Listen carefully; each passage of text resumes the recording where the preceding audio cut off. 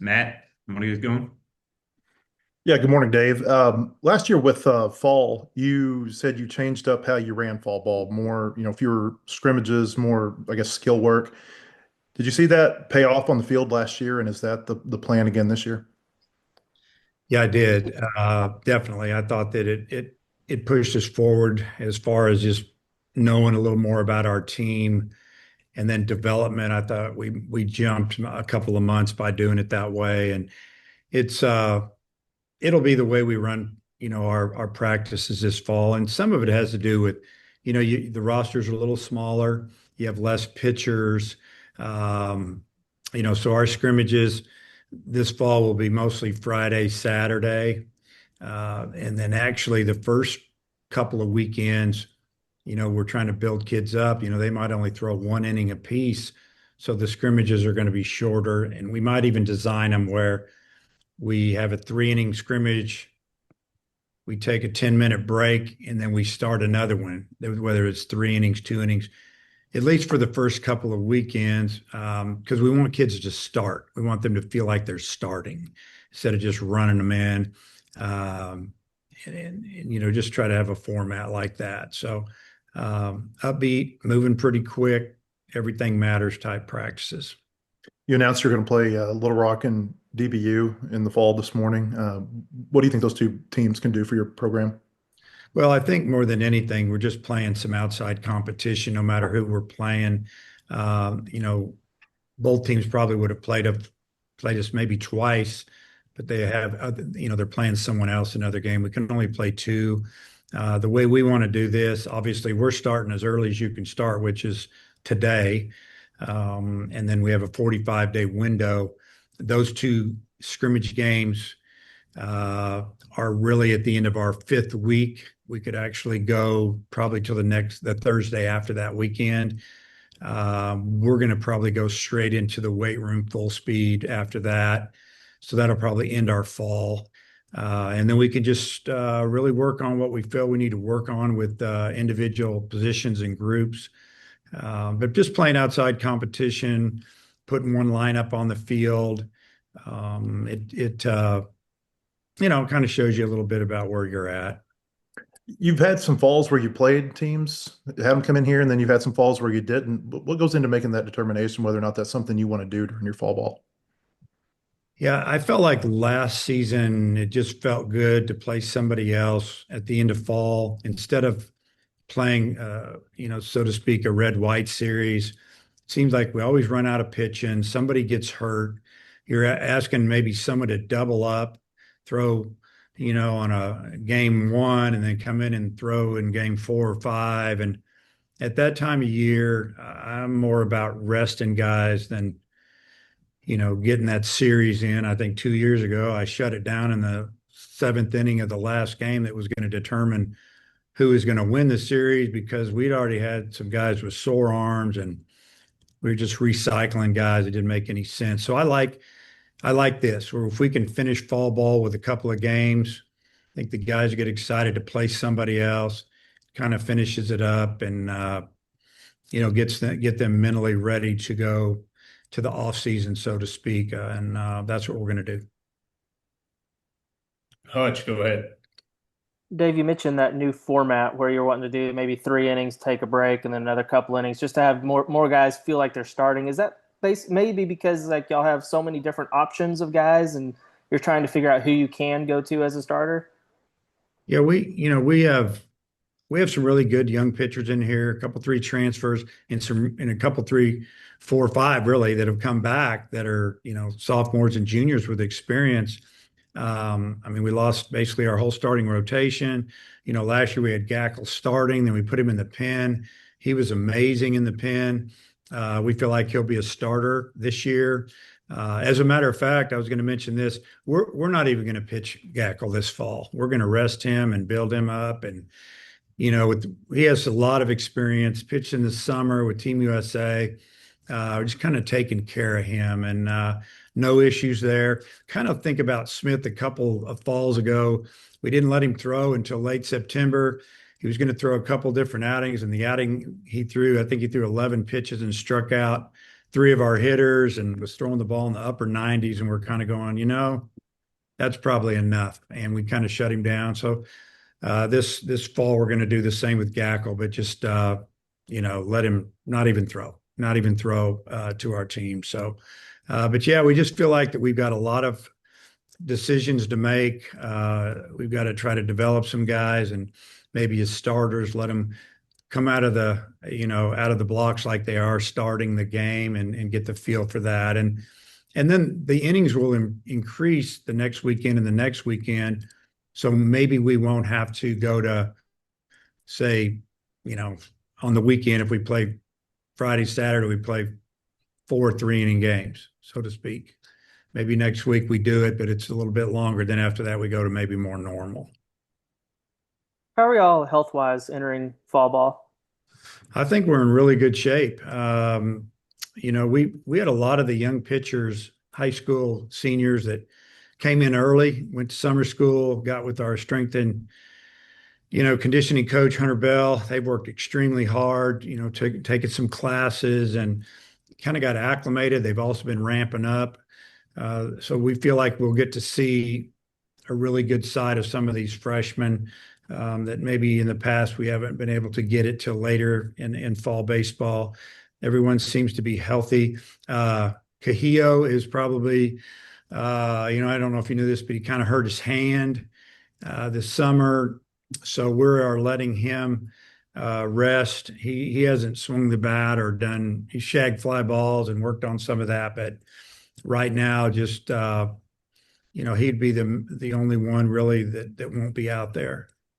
And last one for me right now. I noticed you've got another lefty wearing number 33 in Ethan McIlvain. What kind of went into that decision to give him that number, and did you talk to him about it and kind of like what it means and what it's meant to the program? Well, first things first, he wanted that number, and then he kind of knows what's gone on in that number. Is he going to be a starter or reliever? We don't know yet. He has good stuff. I think it's going really well for him so far. I feel like he really likes it here and like the way we go about things. But yeah, I wasn't, I'd make a big deal about it. He knew it was available. I usually put a lefty in it, and he approached me about it. Matt Byrne, go ahead. Yeah, hi Dave. Just to follow up, what's the rehab looking like for Souza and Wiggins as well? Well, Souza's doing great as far as he's taking ground balls and he can swing a little bit at like off the tee or soft toss. He can bunt, he can run. Obviously, we don't want him. When I say run, I'm not going to run him in scrimmages, because of possibility of falling down. But he's moving around really good. Defensively, he looks fantastic fielding the ball. I mean, you can kind of tell he's a man on a mission now. Hopefully, the arm, bounces back as good as it was, and hopefully better. But I think he's a little bit ahead of schedule. But you won't see him in any scrimmages this fall unless it's just playing defense. Where if he does field it or he gets a ball, where he's got to turn a double play or something, he's not going to throw.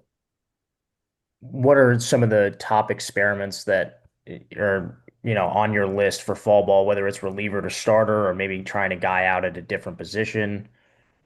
Well, I think that, Cole Gibler's a guy that, we're going to start him a little bit, see how that goes. I mean, we feel good about what we've seen from, say, Colin Fisher, or Parker Coyle.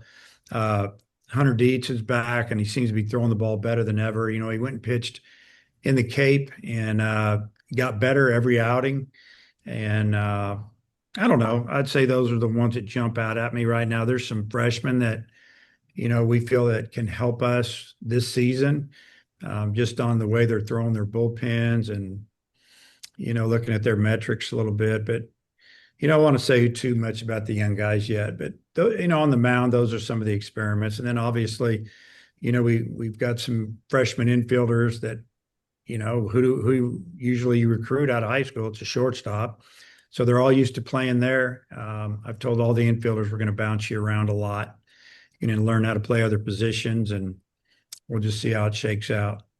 I think Charles Davalon is really crushing it in A-ball. I mean, how much time have you had to catch up with some of your draft picks? Yeah, just following them through, nightly reports, that type of stuff. We talk about it in our meetings every now and then with how guys are doing. And yeah, I mean, it's great to see those guys have success. When you're an offensive player, if you know the strike zone and you don't strike out a whole lot, you're gonna hit. That's what he's doing. And then last one, over the course of fall progressing, how vocal do you plan to be about kind of that looming question of taking it from 40 guys down to 34?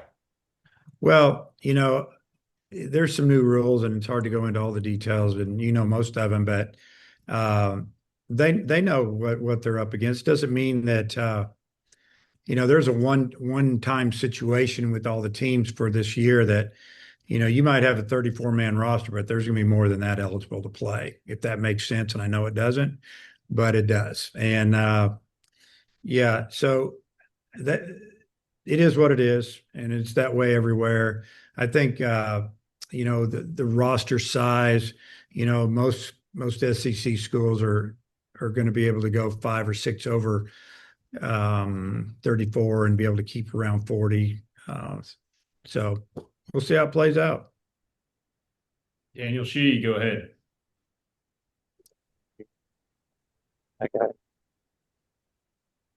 Daniel, we cannot hear you. Can't hear you. Dudley, jump in. Obviously you've got some guys slated for the outfield. I know you've got some versatility coming in with some players as well. Who are some of the guys that you're going to look in out there in the outfield during the fall? Uh, Micah New, transfer from Marshall. Damian Ruiz, transfer from Lamar. Obviously, Zach Stewart, Kahia Aloy, Brenton Clark. I mean, that just named 5. I know I'm missing guys. Brenton had a great summer. Um, we got a couple freshmen. We got a couple freshmen that play infield that could play outfield. Uh, you know, we'll we're going to play them all. They've been working extremely hard. It's a good mix of right and left-handed hitters, and I think before fall's over, we'll kind of have an idea what we're thinking about doing there. Also, what are some of the options at third? Got a lot of options at third, because you could take every one of the high school kids and put them at third that were shortstops. They all field well, they throw well, they run. Probably the situation is, who's going to swing the bat the best. Could put Cam Koziel over there. I think that down the road, that I think in professional baseball, that might be a spot that they put him just with his physical size. He kind of looks the part. That's an option. So, yeah, there you go. Also, the last one for me, just it looks like you're getting a great reception on the recruiting trail. Just talk about that a little bit. Yeah, we feel like that the kids, when we call them the 27s, the juniors, have been amazing. It's wild. We're talking to kids from coast to coast and then north and south, and they know the names of our players. They know my name. It's interesting. They know who our hitting coach is, who our pitching coach is. I mean, they followed us. They must have watched us a lot last year, all the way through Omaha. I mean, they're bringing up Eloy, they're bringing up Davalon, they're talking about, our crowds, and it's been great. You feel as a program, you kind of got it going, you got a little momentum. We need to take advantage of it. Getting the players, we need to take advantage of it in many ways. I wish we had more seats in the stadium. I wish we could get more people in the stadium, because I think now is the time to strike. I just truly believe that. Now we're recruiting these kids. Example, the weekend of the Notre Dame game, we're bringing in, I don't know, 18 to 20 of the best 27s in the country. Pretty exciting. And a lot of kids that maybe a few years ago might not have come on a visit here. So that's what we're looking forward to. We're also going to bring in a lot of kids for the A&M weekend that we can't get in, and we're going to get some. We're not going to get some, but the ones we get are going to be good. Appreciate it. Jackson, go ahead. Hey Dave, just wondering, first impressions of a couple newcomers, Damian Ruiz and James DeCremer. What have you seen from those guys since they've arrived on campus? Well, DeCremers, I've just seen him throw a couple bullpens. He's got a good arm.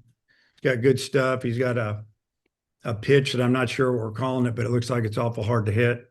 Um, Ruiz had 83 hits last year, I think, at Lamar. He can really run. He's faster than I thought he was. Played left field there, but he can definitely play center. I've watched him run around out there. Either way, he's going to be an outfielder that can run and catch the ball. I think he's going to be able to steal some bases and get on base. So excited about what I've seen in the last 2 weeks. Obviously, if Nolan gets back to full health, he's a candidate at shortstop. But how do you kind of manage the guys there, when he's maybe not able to make the throws this fall? Who are some options over there?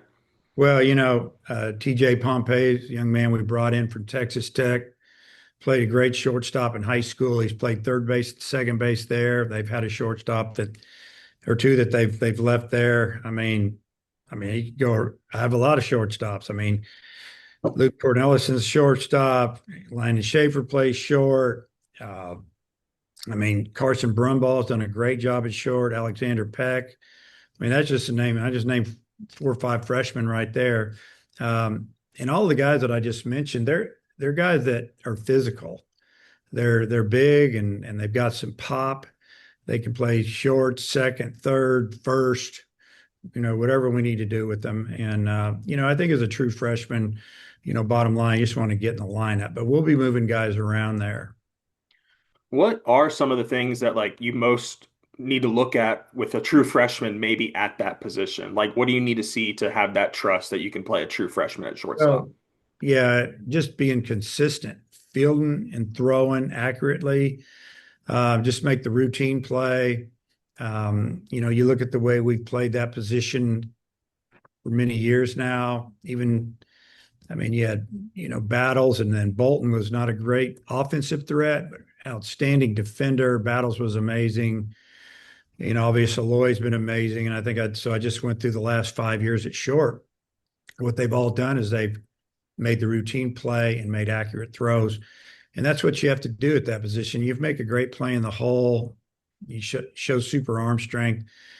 That's great, but make the routine play, turn a double play. Your feet to second base need to be accurate and thrown where they need to be thrown, where we can move towards first base to turn the double play. Just all the little things add up. And, as far as being verbal and a leader, yeah, that's probably secondary right now. That usually evolves with playing time, but just be a consistent middle infielder. Last one from me. If I remember correctly, Hagan maybe at first when you told him he wasn't pitching in the fall didn't love it. How did Gabe kind of take that? What his plan was going to be this fall? Yeah, I don't. I feel like he was good with it. He kind of gave you that look, and the eyes go up, and they're like, "Yeah, that's probably a good thing," and can really focus on getting super healthy and strong, and maybe a little bit of downtime from throwing because I feel like he needs a little more. And again, this is from our pitching guys, telling me Coach Hobbs leading that this would be a good thing, and I'm all for it. Guys that are third year in your program that have pitched a lot, I always worry about them. I don't want them being tired at all when the season starts. I want them to be ready for the marathon and the long haul and be good in May and June.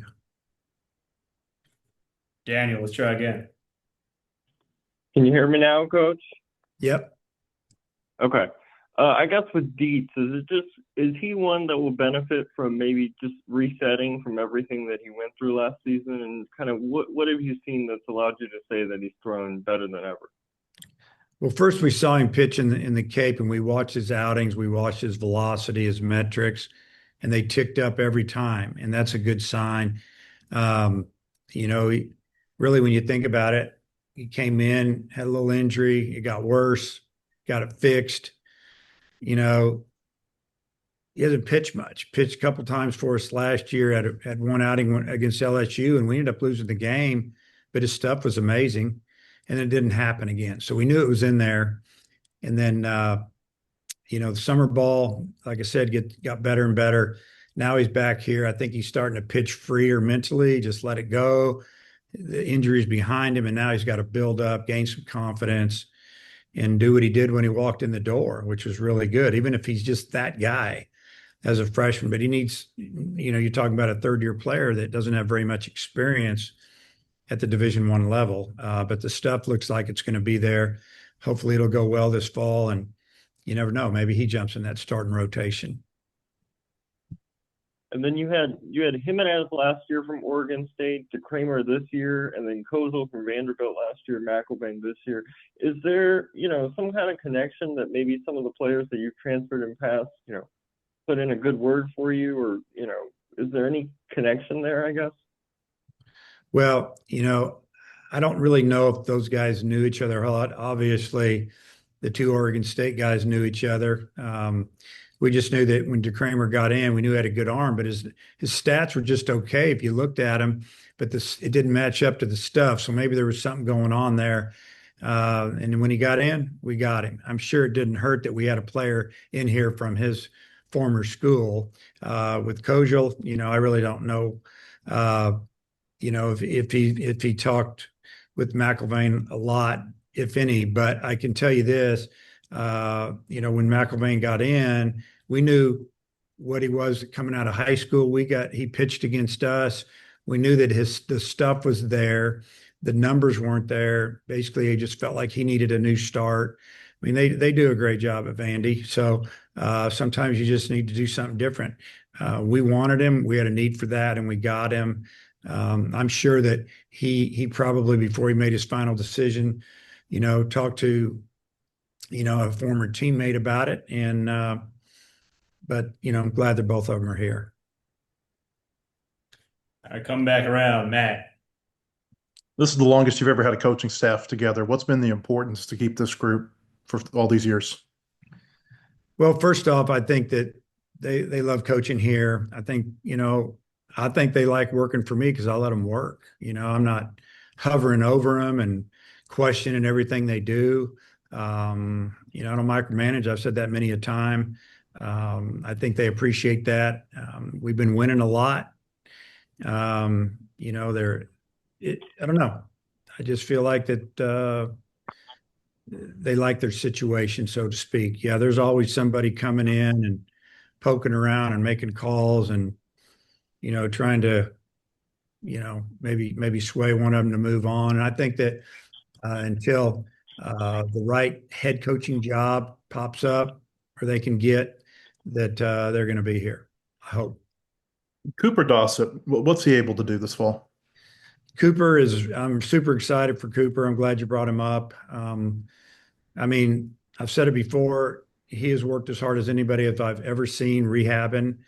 I made the comment earlier that, I walk through the weight room on the way to the field, for all of our home games, and he's always in there either stretching, lifting, doing something, and maybe that was his time slot to do all that, but I see him in there all the time, and I've seen him throw a few bullpens, and it looked really good.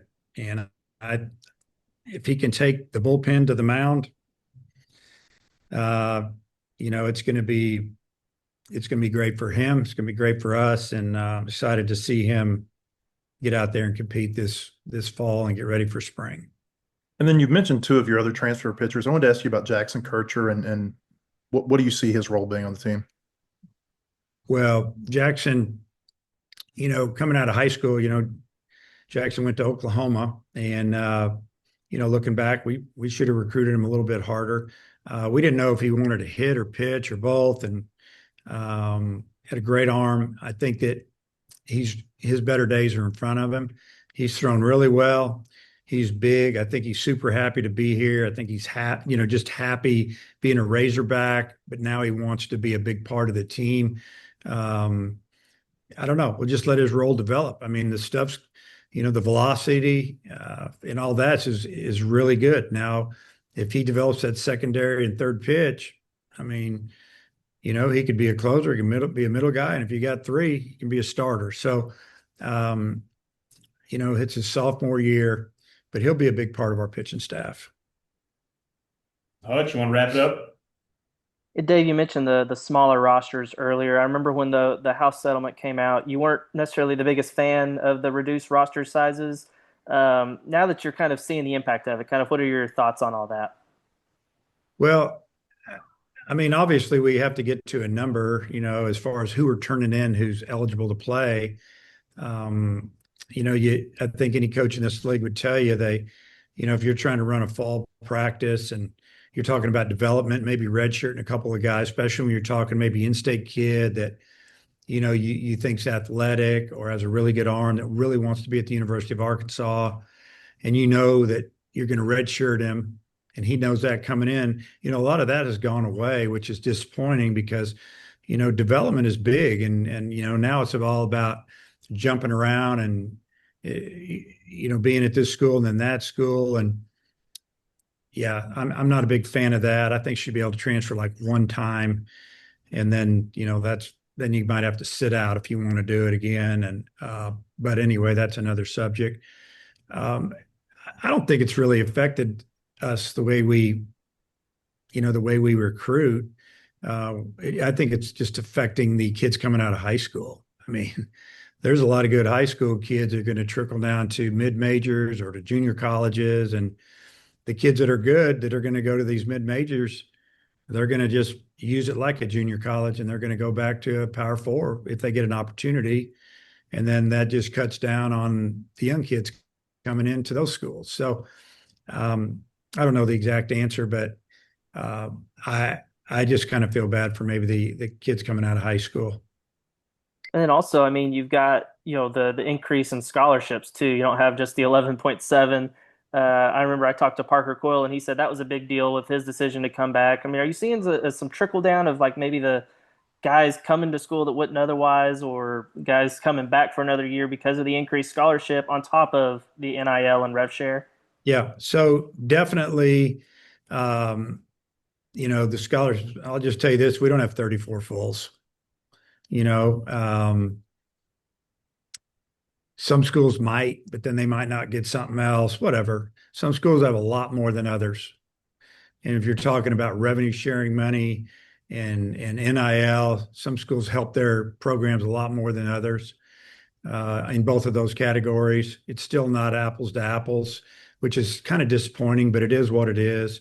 Um, but I definitely think that when you can tell a young man and his parents that he's going to be on a full scholarship, and then maybe you can give him a little bit of more if you get some rev share money or help him find some NIL money, whatever the case may be. It's going to keep some kids from signing professional, and it's going to keep some kids that maybe are going to transfer that are draft eligible will come play another year at a school like Arkansas or an SEC school or ACC school instead of signing for a small amount, coming out of the school they're leaving.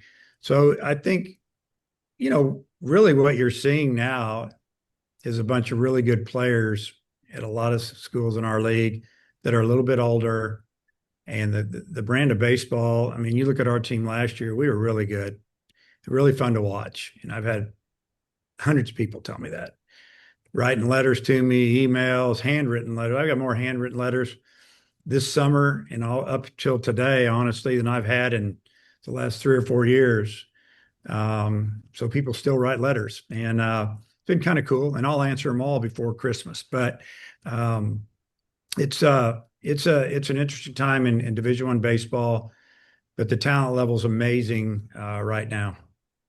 You mentioned the full scholarships thing. I mean, that not I'm guessing you didn't give too many of those in the 11.7 era. How often did you give those? Do you have any memories of guys specifically that got full rides? I gave one at Northwestern State one time to a young man named Brian Lawrence out of Panola Junior College, and all as he did was, that was comboed up with some Pell Grant and some other things, and he was engaged, and he turned down some really big schools to come to us because we gave him that because he needed it. He ended up being our Friday starter. He never lost, I don't think, and he pitched in the MLB All-Star game. If that tells you anything, throwing this nasty slider. And I remember that one jumps out at me. Then we have some that, I can remember when you pieced it together, if you gave somebody 75, 80%, and then they got another Pell Grant or they got some academics that, they were free, but it was just a few here and there. Did we ever give a 100% of our 11.7? So we only had, that was a full. I don't think I've ever done that here, but now, the way we funded them, we get dollar amount to give out. So when our money's gone, whether that ends up being a total of 23 fulls or 26 fulls or whatever it may be, it's interesting. But these kids, they know when they walk in the door that school is going to cost either zero or not much. And it used to not be that way. It's great. And Jackson, last one. Yeah, Dave, just wanted to get your quick thoughts on the new NCAA tournament seeding with the going from 1 to 32. Yeah, so I haven't dug into it too much, honestly.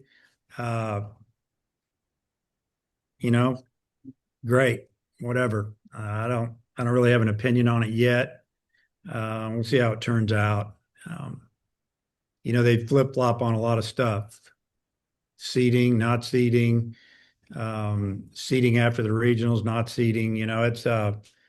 We'll see how it goes. But yeah, I can't make an educated comment on it right now, honestly. All right, check back in 9 months then when we get to the tournament. Coach, thanks for your time. We'll see you Okay. out. All right. We'll see you guys. Thank you.